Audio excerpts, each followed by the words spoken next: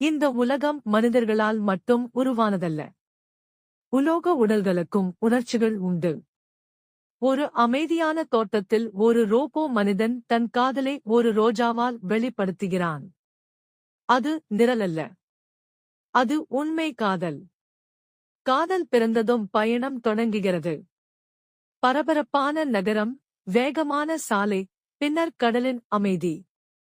அந்த பயணத்தில் அவர்கள் உறவு மேலும் வலுப்பெறுகிறது. இறைவன் முன் ரோபோ இதயங்களும் உறுதி எடுத்துக் கொள்கின்றன. மலர் மாலைகள் பரிமாறப்படுகின்றன. ஒரு வாழ்நாள் இணைப்பு உருவாகிறது.